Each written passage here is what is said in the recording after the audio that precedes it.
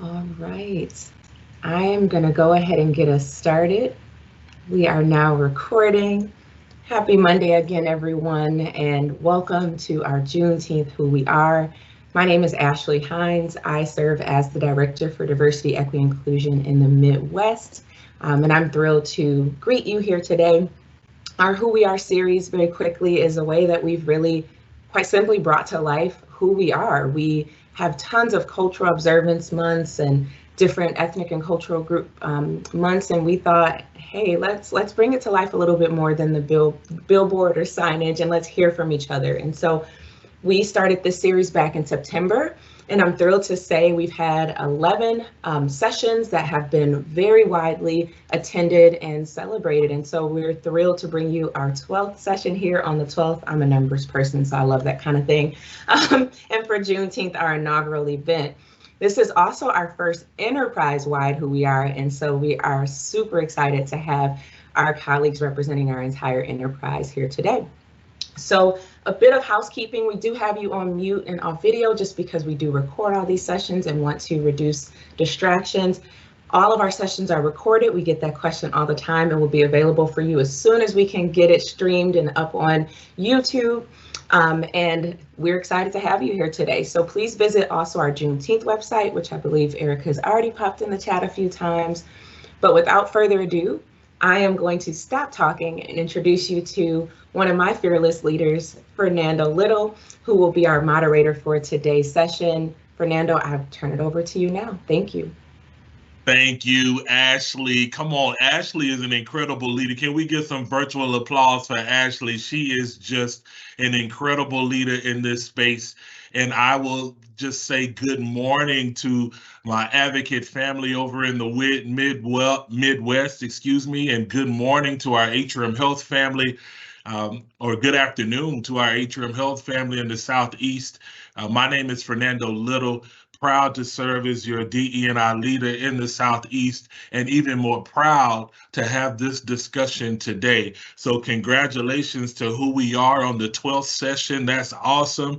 And congratulations for the continued courageous movement to have these meaningful conversations, to create these safe spaces where we can come and learn and celebrate and grow from each other. I can already tell from the hundreds of people on this call that it's going to be a powerful discussion. So thank you, everybody that's on this virtual call today. Thank you for prioritizing the time to be here. Give yourself a virtual round of applause for making the decision to be here and to have this conversation, because it motivates me and it excites me that you have leaned in and you're ready to have this conversation.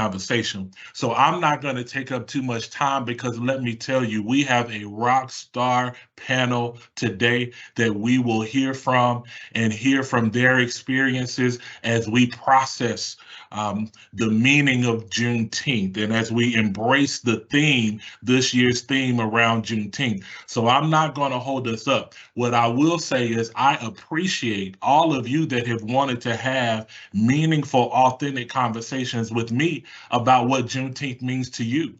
And some of you have said, Fernando, Juneteenth makes me want to celebrate the resolve and the resilience and the progress that occurred from those people that were fighting for our freedoms back in those times, right? And I just want to celebrate. And some of you have said, Fernando, Juneteenth is a reminder of me of where we were in history back in that time, and the plight of Black people back then. And even though we had those freedoms, there were hurdles even after Juneteenth around, obtaining meaningful employment and education and housing. And so some people have that reflection. Either way, I believe that it is important to acknowledge what we're all feeling about Juneteenth today, right? And I think it's also important to acknowledge that if it is something to celebrate, we're going to celebrate it. At the end of the day, let me tell you, the people in Winston-Salem know how to celebrate Juneteenth. Let me just give them a shout out. I went to a festival last year, to the Juneteenth festival, and the spirit of that Juneteenth celebration was just on point. And so I like the fact that we can bring our opinions and our thoughts into a safe space and discuss what we're feeling and help each other get through it. That's what I love about today. So next slide, we certainly want to make sure those of you that are processing what Juneteenth is really has at least an educational foundation of what it is, right? And some of you are on the call today because you said, Fernando, I just want to learn more. I want to learn more about what the celebration is, what the holiday is, what the milestone meant, and what it means today. And so we definitely want to make sure you have at least that foundation to understand that on June 19th, nearly 2 years after the president emancipated slaves, the word finally got to that last major group of enslaved people in Galveston, Texas, with the news of the freedom. So the president gave the emancipation, and then 2 years later, it finally got to the people in Galveston, Texas. And so more than 250,000 African Americans embraced their freedom by executive decree on that day. And that's the day that became known as Juneteenth, or Freedom Day. And so we certainly want to uplift the principles of self-determination, citizenship, democracy, because there were people that had a resolve of magnifying their hopes and dreams, and they held fast to that promise. And some of them fought for those promises to their death, to get that true liberty for all. So that is why we acknowledge and celebrate Juneteenth. The next slide, please. So when we think about what else Juneteenth means, we can advance, I believe, to the next one. Are we frozen? There we go. So when we think about what it means in terms of we can go back one. How it became recognized as a holiday on January 1st, Juneteenth officially became a holiday in Texas. And then and that was in 1980. And then on June 17, 2021, it was established as a federal holiday, opening the day to a symbolic and global interpretation of providing a better understanding of the evolution of our nation and its people. And I believe it was a very profound decision to make it a federal holiday, because it does give an opportunity for us to explore just what the slide says, the evolution of our nation and the evolution of the people that have built this nation. And so when we think about celebrations then and like now, we have to recognize the ongoing fight for human rights and equality. And we celebrate those rights through family cookouts, through faith services, through musical performances, and storytelling. And like I said, go to Winston-Salem. If you hadn't experienced a celebration and a Juneteenth party, take a drive to Winston-Salem, North Carolina.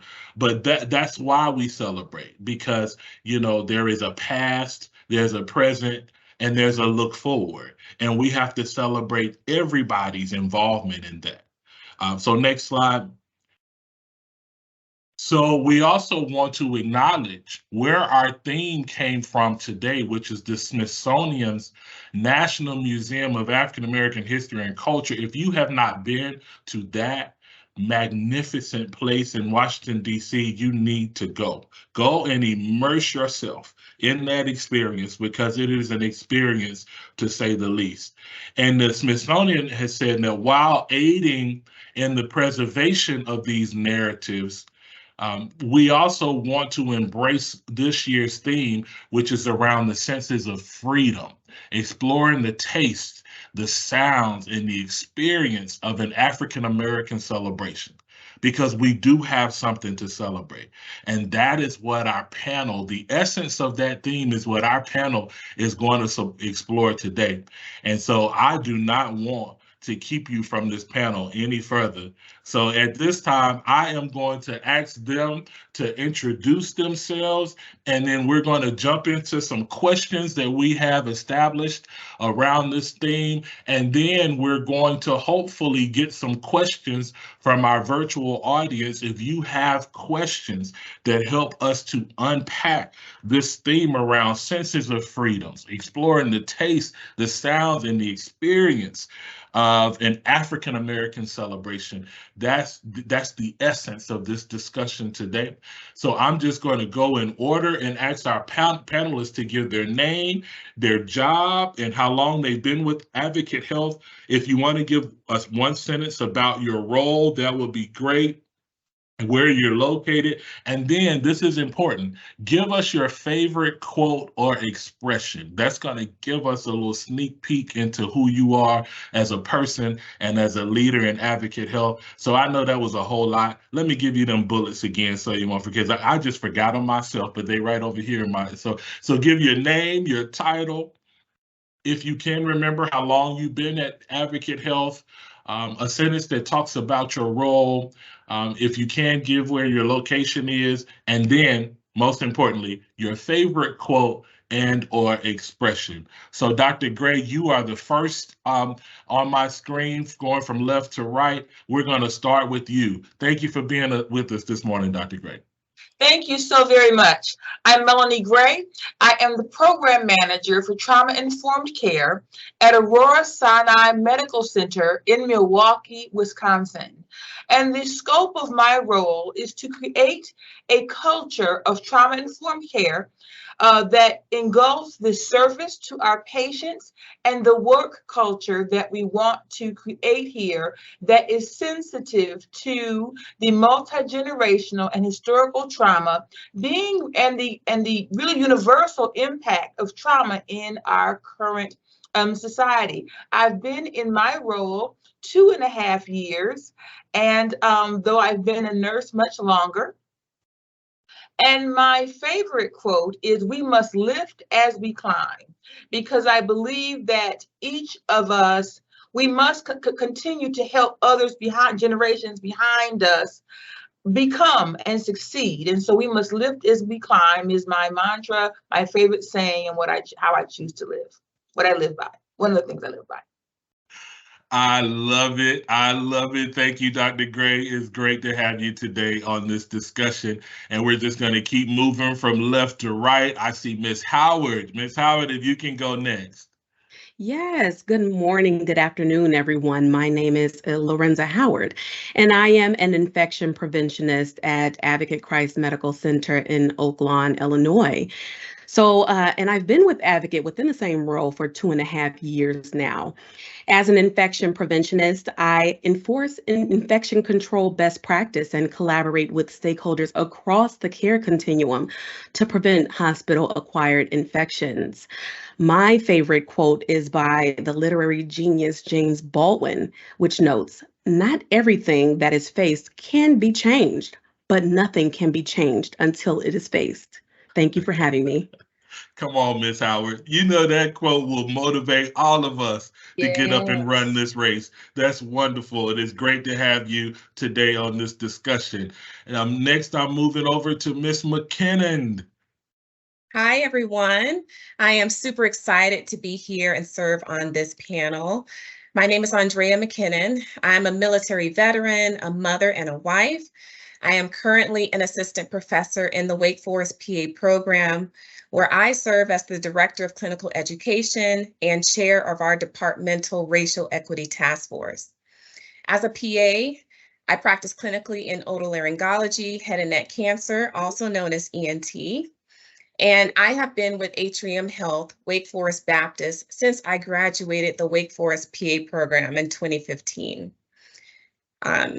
In the PA program, I serve as the director of the Justice Thread, really trying to inform our students before they graduate and take care of their patients, the importance of health equity and social determinants of health. I live in Louisville, North Carolina, just outside of Winston-Salem, And my favorite quote is, "Get in good trouble, necessary trouble," as spoken by John Lewis. I Let's love go. that quote because real change doesn't happen when we are comfortable or stuck in the status quo. And Yes. today we are the beneficiaries of good trouble our ancestors and their allies got into.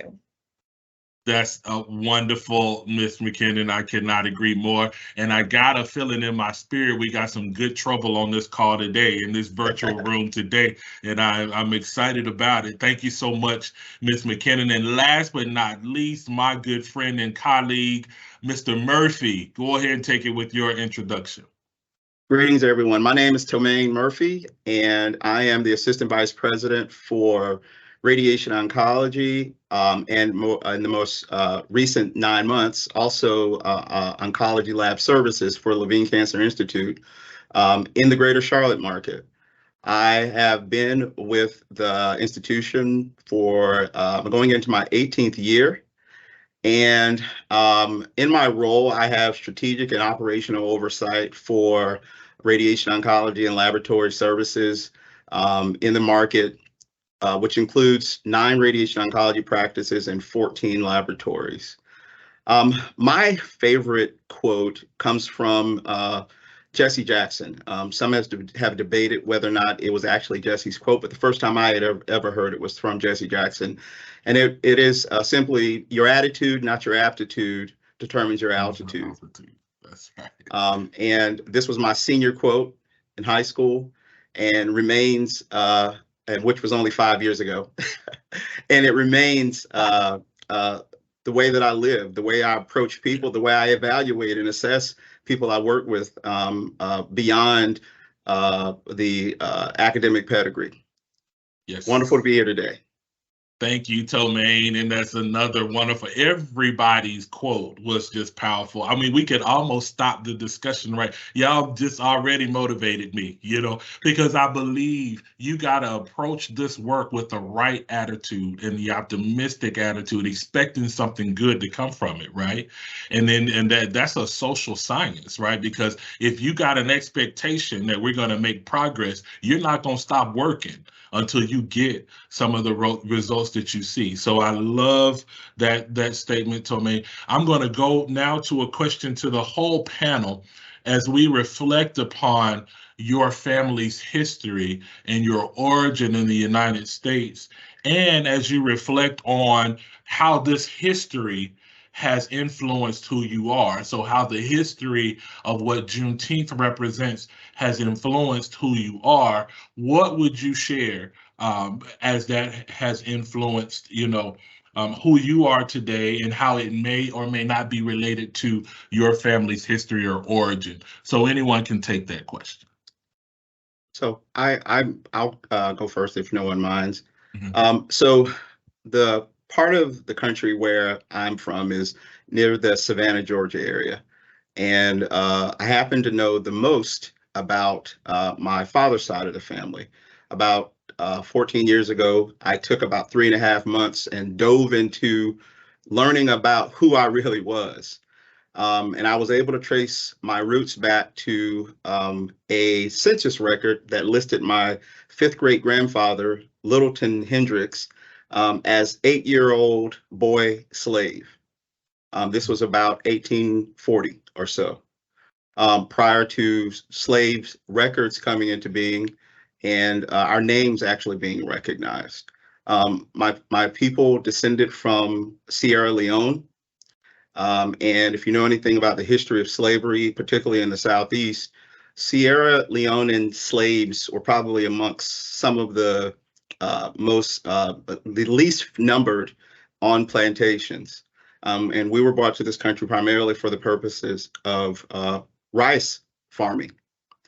And the way that influences the way that I approach life is that ultimately I have an awareness that what I do every day is not about Tomaine Murphy only.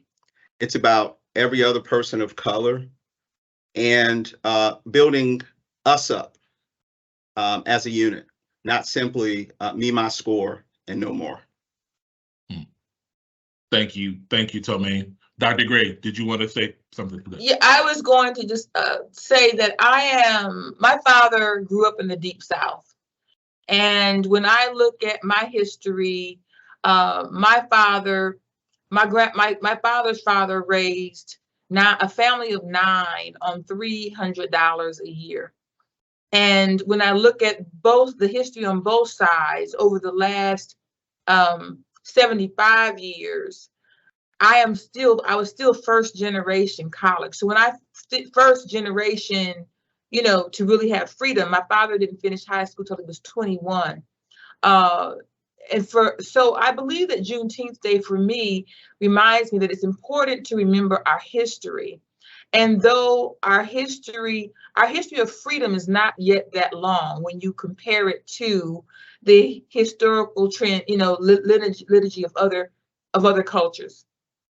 And so it reminds me that I must not forget, and I must continue to remember, and I must continue to lift as I climb to make sure that we secure the freedoms of our people. Because even though we were free, technically free from slavery, we have not still achieved freedom as a culture that allows us the opportunities and access to, jobs, income, education. We're still home ownership.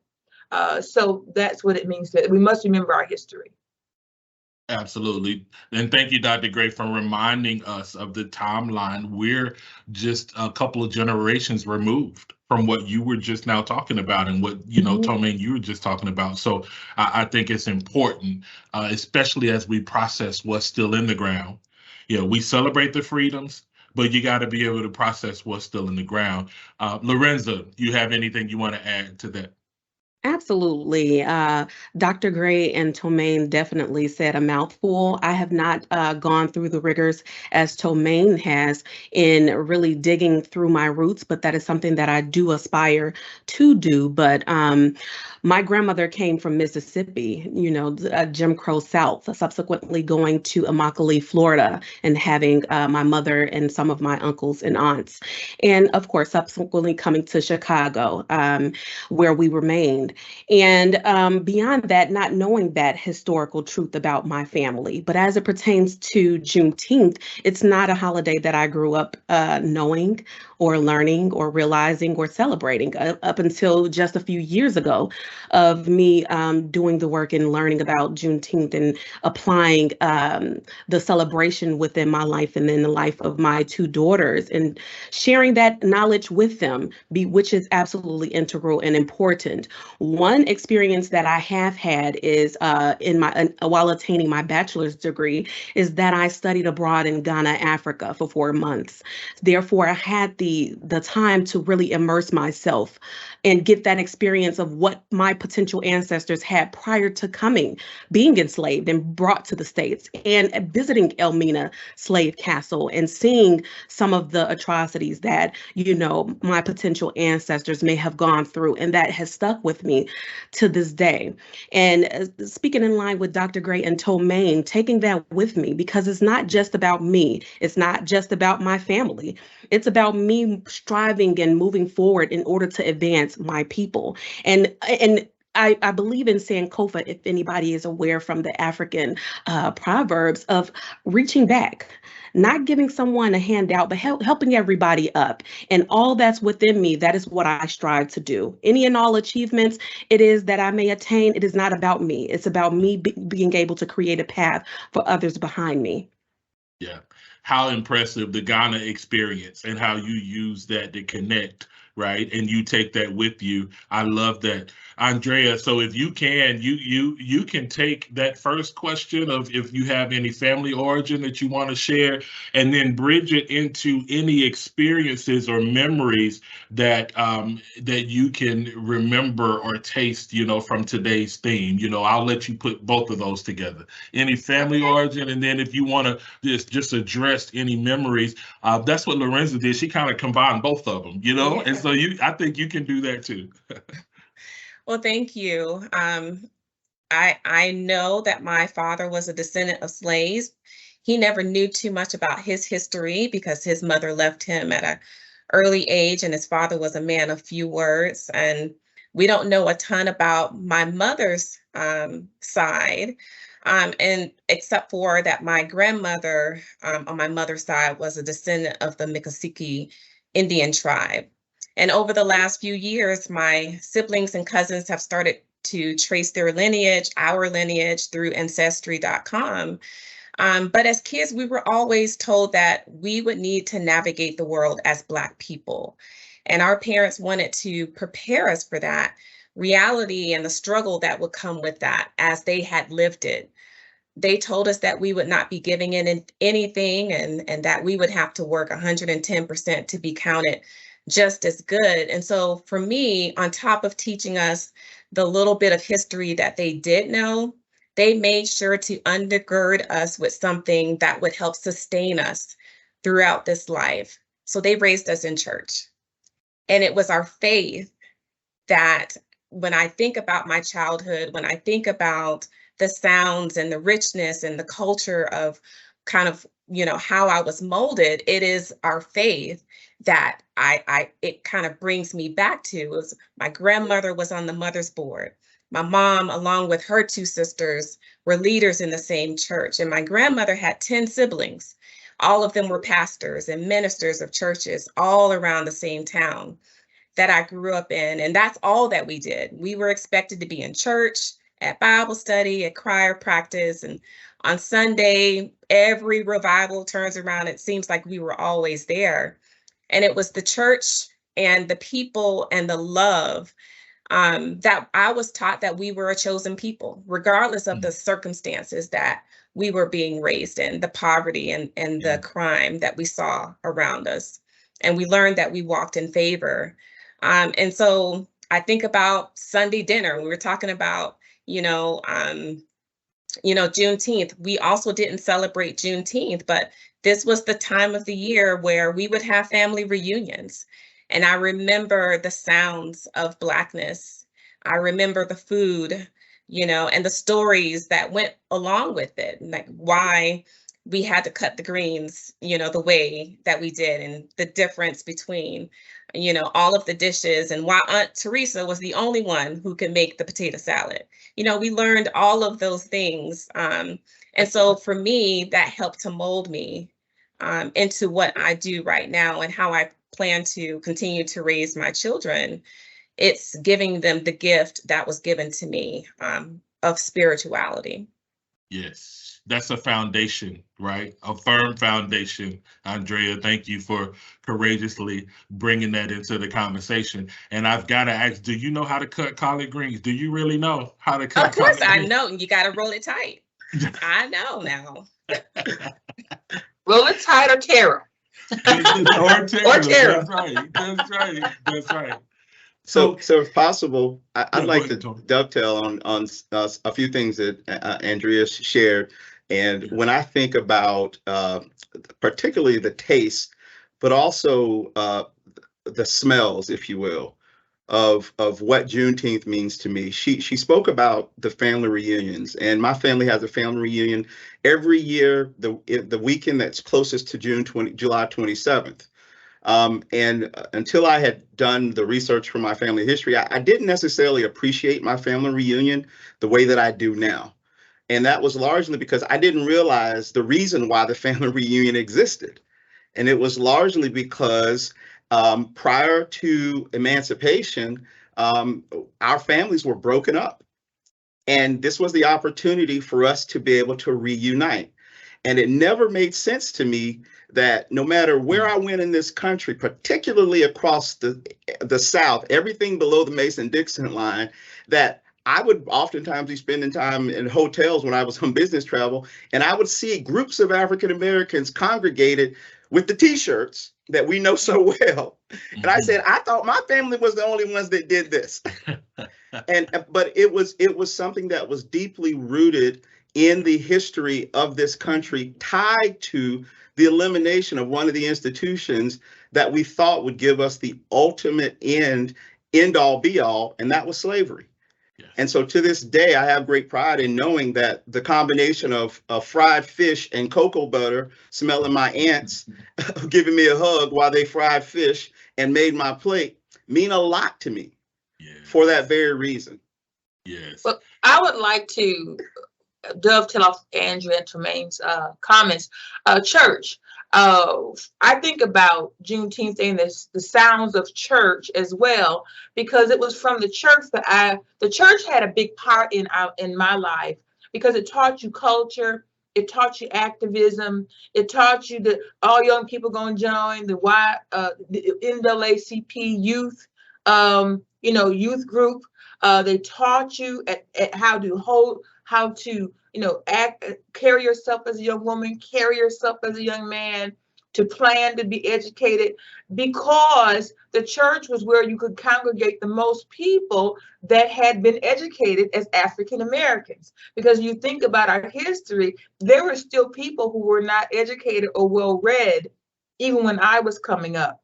And I think to the family reunion discussion, we didn't have a name.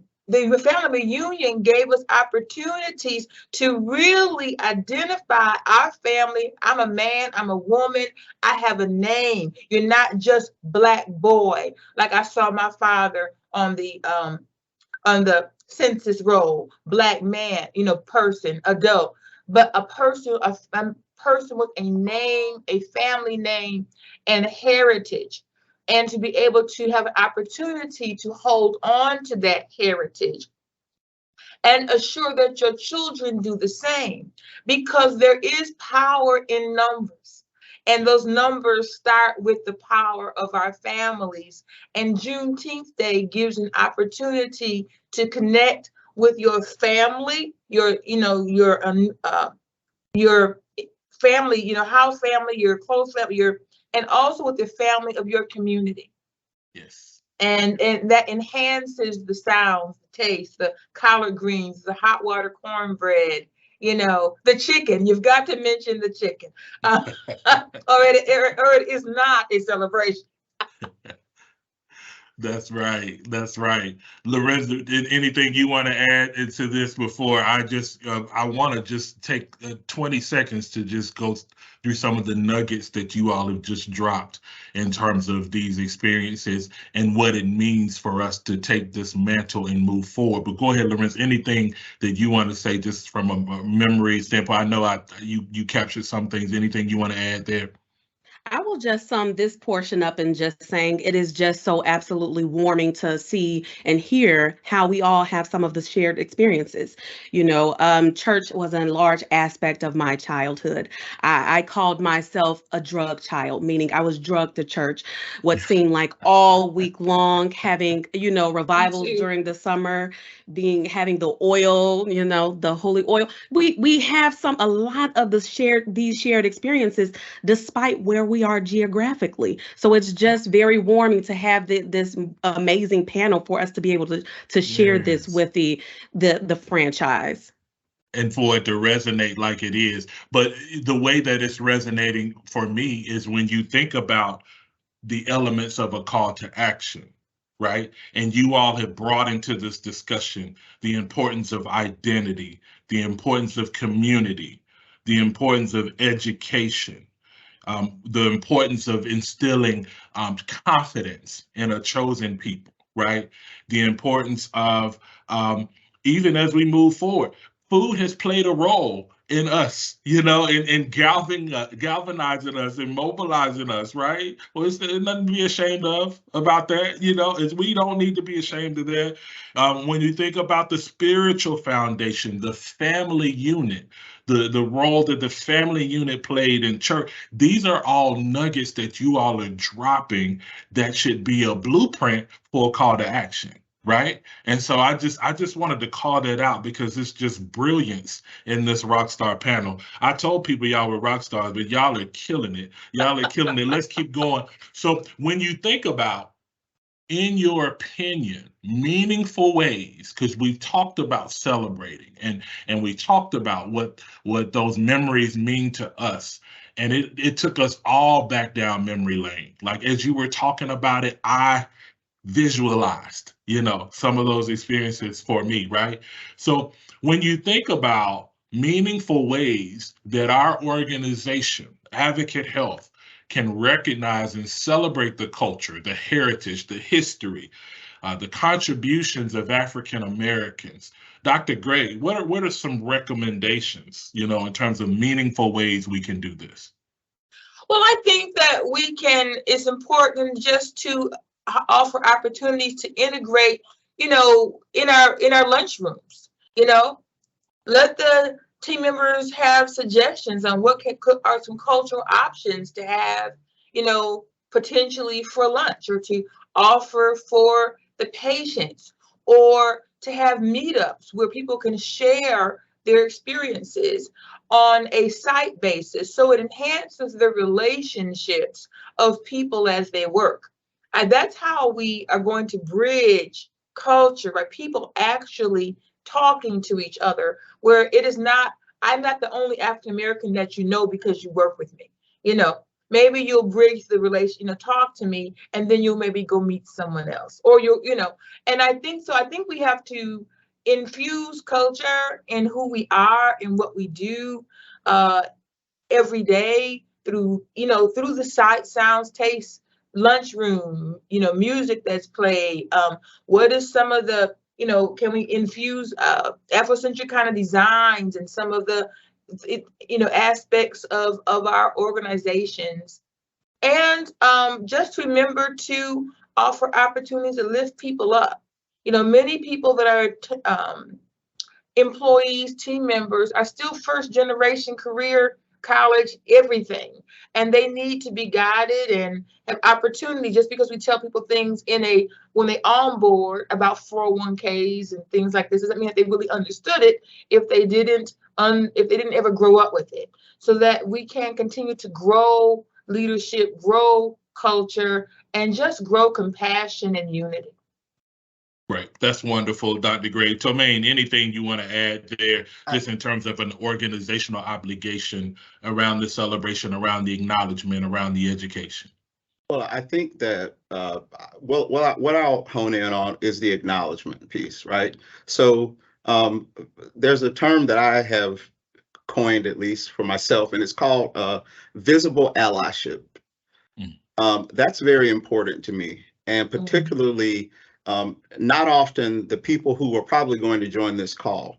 We're often singing to the choir when we're having conversations with groups of people who are interested in engaging in this kind of platform. It's the visible allyship by leaders at different levels in this institution is how I see us be celebrated. It's partnering with people in the community in spaces that probably make you uncomfortable if you are a person of the majority culture. It matters to someone like me. And I say me, but I know that for many of us on this call, it matters to you as much or not more. And so visible allyship by our leadership, as well as having conversations about some of the elephants in the room. It is important to acknowledge that we have not had the same kind of lived experiences just because we have similar titles or we work for the same organization and live in the same kind of communities. Our experiences still are quite different at times, even if we're neighbors. Yeah, that's courageous dialogue, Tomaine, and thank you for raising that. Before we move, I want to take the conversation in a slightly different direction. Before we do that, I just need to hear from our virtual audience. If you feel like for lunch, you want some fried chicken and collard greens, let me just see if a virtual hand of applause. Come on, y'all, don't leave me out there. I see some hands coming. There we go. There we go. Because I'm just saying. Yes. Can we talk a little bit about the dessert? Because we got to. Oh, go ahead, get it in there. And I know where you're gonna go, Andrea. I know where you're gonna go, but go ahead. Go ahead. What's the dessert? Get it in there. Get it in there. I'm banana pudding, pie girl. And the banana pudding. I know it.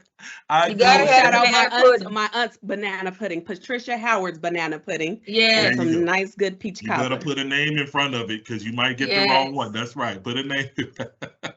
That's right. The dessert is incredible. So, Here's a question, and I want Lorenza and Tomaine to respond to this, but any panelist can really respond to it. So this continued dialogue around Juneteenth and the history, and now you know history can be a hot button, right? In conversations, why is it critical for us to have this continued dialogue? In when you think about some of the polarized conversation that's happening right now. I'm not going to add politics to it. We're an apolitical organization, so I'm not going to add, but there are polarized conversations around discussing history and what's in the ground. And Juneteenth was deemed a national holiday so that we could reflect and celebrate, right? Why is this continued dialogue so important and so critical for such a time as this? Lorenza, I'll go to you on that. Absolutely. This conversation is important because African American history is important. Speaking quite frankly, my ancestors built this country. Therefore, it is very pertinent for us to learn about our history and the history before that, because our history did not just start at our enslavement. So it is absolutely important for organizations and institutions to engage in conversations intrinsically about the African American experience. I would hope with the premise to gain a deeper understanding of us as a people and know that we're not a monolithic group of individuals. We differ, and that there are support systems that are definitely needed, as Dr. Gray noted, within organizations in order to ensure the vitality and success of African Americans within institutions. But I'm a person that's also about action. It can't just be based on conversations. There have to be actionable measures to go with those conversations in order to advance the people and to implement initiatives that address some of the ills and the barriers within our community. One of the things that I want to note, even piggybacking off of the prior conversation and just having these conversations about the African American experience, to ensure that there are opportunities that are granted to African Americans and other marginalized communities. So engaging in this historical ramification such that we are not repeating these things. I understand that Advocate Health is not a political organization, but I will speak as an individual.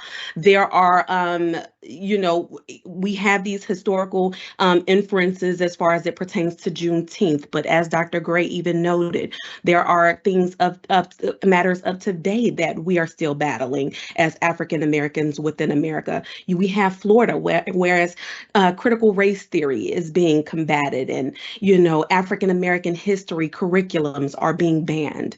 Books such as The Color Purple by Alice Walker and The Bluest Eye by Toni Morrison and others. Books, these literary giants are being banned within this country in certain areas. Therefore, beyond the conversations, we also need to partner in whatever way possible within our communities in order to seek change and to advance the growth and advancement of African Americans within organizations and just in communities overall.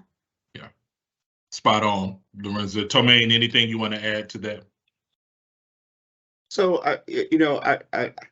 I like addressing elephants in rooms. One, because they're large and they typically stink.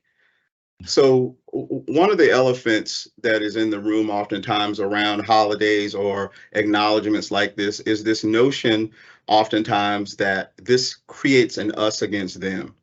I'd like to pull that question from midair. And what I would say is, for those of the majority culture, actually, it is an acknowledgement that you should celebrate as well. Why? Largely because MLK reminded us that the arc of a moral universe is long, but it bends towards justice, right? So let me unpack that a little bit more for you. So the reality is that every single time we have a win that improves inclusiveness in this country, that is an acknowledgement that we continue to bend this arc towards justice. The very fact that there were people in the South who moved their slaves to parts of Texas, the most westward portion of this country, where slavery was still considered acceptable, but the fact that the Union soldiers marched across this country to Texas to ensure there was an awareness by people who were still enslaved, even though the rest of the country was aware that slavery had ended, suggests that this country always rights her wrongs. That is something for all of us to celebrate. That's not a Black recognition. That's not a predominant culture recognition. That is an every person who absolutely lives in this country a recognition. We right our wrongs in this country. The arc is still bending towards justice, but the reality is it is bending. I think it's important. History is a part of not just us as African Americans celebrating Juneteenth Day. The history of America is founded on knowing our history. It's the Fifth Amendment, talks about freedom of speech, freedom of religion. We have freedom to preserve our history. It's part of the fabric of our country, and we should hold ourselves accountable for assuring that that does not change. We have to, if we do not know where we have come from, we cannot know where we are going, and we'll keep making the same mistakes. We must, as Jermaine said, we have a history of righting wrongs, but that's because we've preserved history, and that should not change, and we're all accountable to do that. Yeah. So Andrea, and this is an extension of this dialogue that we just started, what do you believe some of the benefits of raising awareness and understanding of Juneteenth could be? We talked about, Tomaine mentioned the notion that everyone benefits. What do you think some of the tangible benefits of continuing to acknowledge this observance? Can you speak to that? Yeah, I'd love to. And I can think of 3, and I don't want to spend a whole bunch of time, but there's a lot of benefits to just continuing to raise awareness of Juneteenth. The first is that it helps to put things into perspective for people. Slavery doesn't explain everything that plagues the Black community, but the root of it, which is white supremacy, sure explains a whole lot. We have to continue to contextualize the roots of inequities in this country at any chance that we get the opportunity to do so. So on this day, we have a microphone, and so we have an opportunity to do that. Second, this is our day to say yes, and we are still here. So we can't be stopped. I look at us and the strength and our resilience. We don't just dominate in sports. We lead in aerospace, in the military, we lead in medicine. We're making our marks on history in hospitality, in agriculture, just all over the place. Some of us are doing the things that we want to do in the shadows, but we're all leaders and lovers of community. Mm-hmm. And we have given this country a soundtrack. Look at the music that we make, right? That is us in spite of slavery. And so just remembering where we've come from, we can celebrate who we are in spite of. This is a day for us to celebrate and for people to look at us and just be surprised and in awe that we can go through all of that and still stand and still love and still forgive and dance and create and celebrate life, right? I think we're a peculiar people. And the third reason I think we should continue to raise awareness of this holiday is that it's an opportunity for dialogue. Had it not been for our white allies, slavery would not have ended. We couldn't have done it on our own. We can't do what we need to do for that next step on our own. And I just kind of think about, how big an institution of slavery was to them back then. I'm sure it seemed insurmountable at the time. So too are the roots of inequities that we continue to see today, stemming from the unequal distribution of power and resources.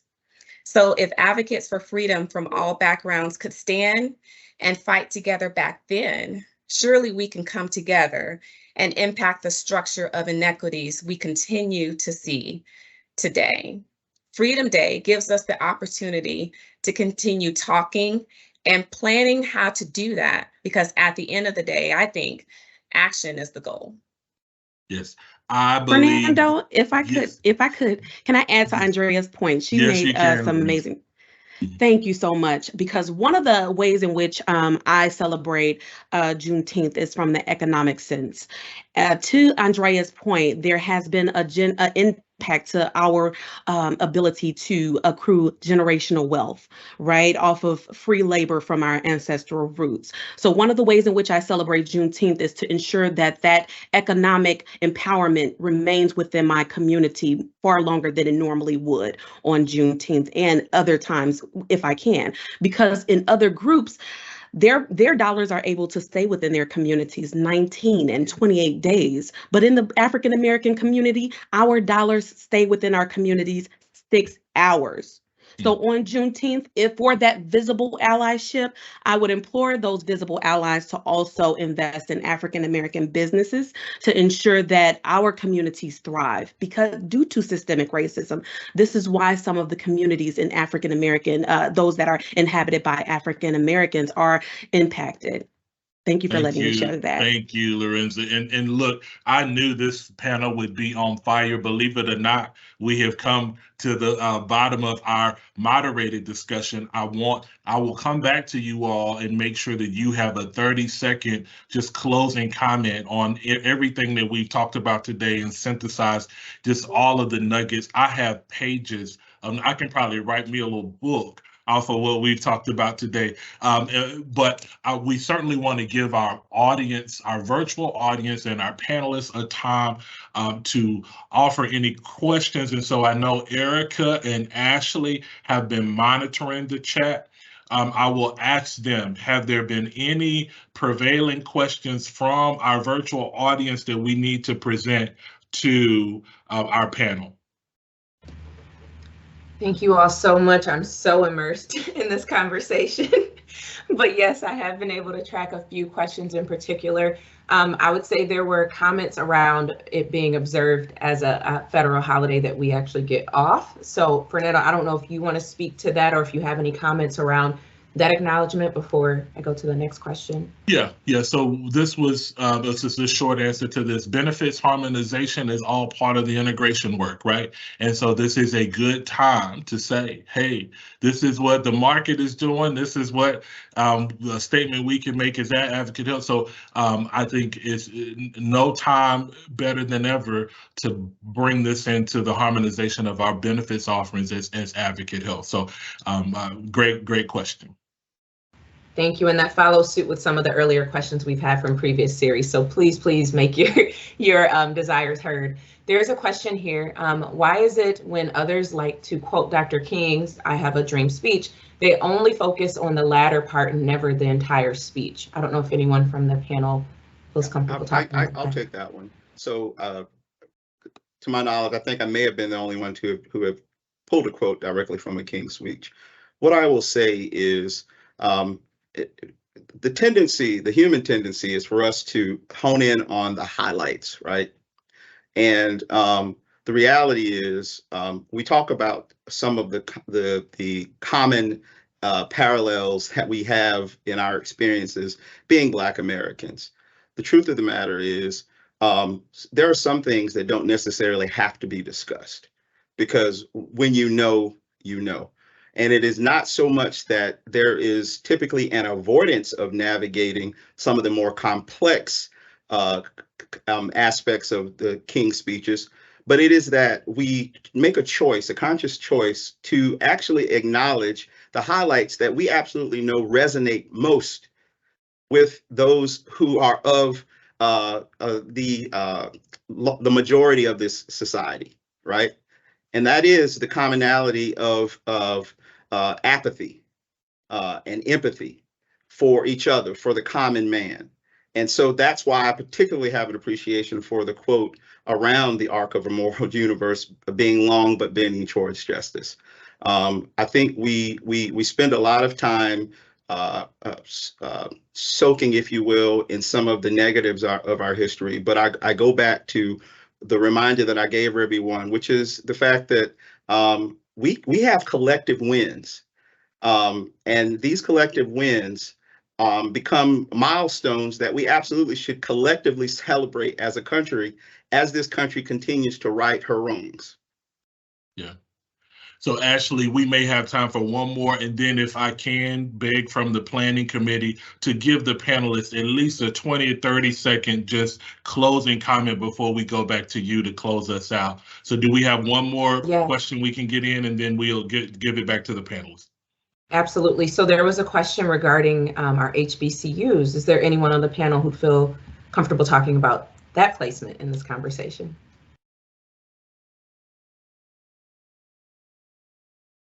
Well, I'll take it. It is a recognized talent pool in North Carolina. So for North Carolina in the Southeast, I witnessed the governor of North Carolina and one of our co-CEOs, Gene Woods, talk about how there's this amazing pool of talent from our HBCUs in North Carolina, because North Carolina has one of the highest enrollments of students in HBCUs. And recognizing, one, that that's a talent pool, and then recognizing that there should be an employer commitment to that talent pool was motivating and encouraging to me. So I witnessed our governor in North Carolina and one of our co-CEOs say that this is a talent pool that cannot be ignored. So we got to be intentional around experiential learning, around internships, around career pathways into healthcare to diversify our talent into medicine and healthcare. And if I could too, I think it's important to note why HBCUs were founded. And so if you look into the history, many African Americans and Black folks were not allowed into predominantly white institutions. And so it's very important to understand that legacy. Very good, Ashley. All right, Ashley, can we give them 20 seconds? Thank you. Thank you for those questions, and I'll be coming right back to you. So panelists, you have 20 seconds. I think I got to go to 20 because we're almost at time and we want to end on time. Can you just summarize any closing comments based on this entire discussion today? What would you like to leave our virtual audience with? Andrea, I'll start with you.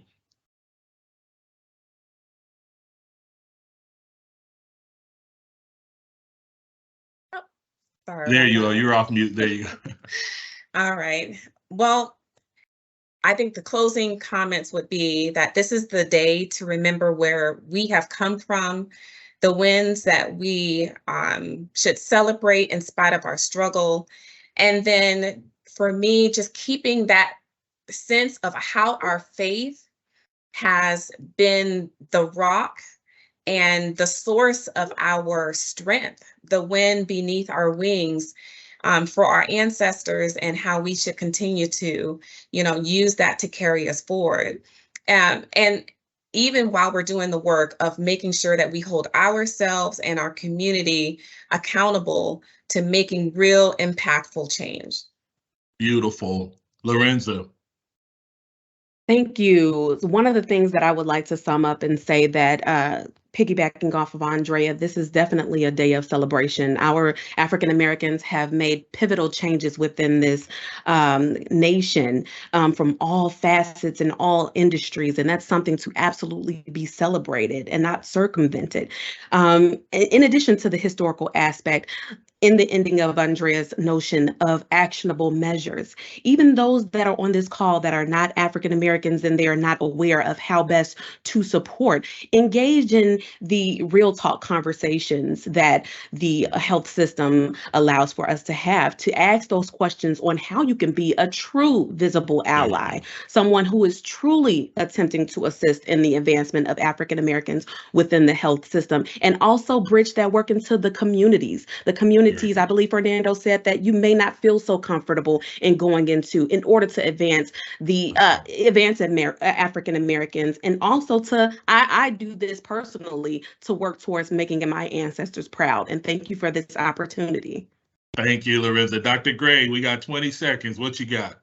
I would say that this is a Juneteenth Day is a day to level set and remember our history, Yes. Our call to action is advocates for the rest of the year, so that from Juneteenth Day to Juneteenth Day, we are all in celebration and in action, Yes. so that we lift you. as we climb. So, man, close us out, then we'll go back to Ashley. I'll keep it simple. I think that we should applaud our institution. I've had the great privilege of having been here nearly 18 years, and I've seen the evolution of consciousness at Legacy Atrium Health. And it gives me tremendous pride to know that I work for this institution. We have choices, and it's not by happenstance that I'm still here at Atrium Health. And so I think that we have to acknowledge the awareness that our institution has. I know institutions who we may compete with in different parts of the country where there's only a nod to something of this caliber, but this matters to people, yes. And particularly people of color. So thank you for allowing me to be in attendance. Thank you. Thank you, panelists. Ashley, I'll turn it back over to you. This was an honor. Yeah, thank you all so much. I'm absolutely bursting. Thank you to this panel and our wonderful moderator, Fernando. You are stellar. I was just admiring your flow. You did a great job. So in the chat, my colleague Erica has been popping in the survey. We really want to hear from you. We've been able to take your feedback and really continue to create a space for all of us. So please give your feedback. I also saw a few questions about others who want to be on the panel. Please reach out to me. I'm always looking for panelists. And so this is not an exclusive endeavor. So please, if you are interested or know others who may be great for a future panel, reach out to me.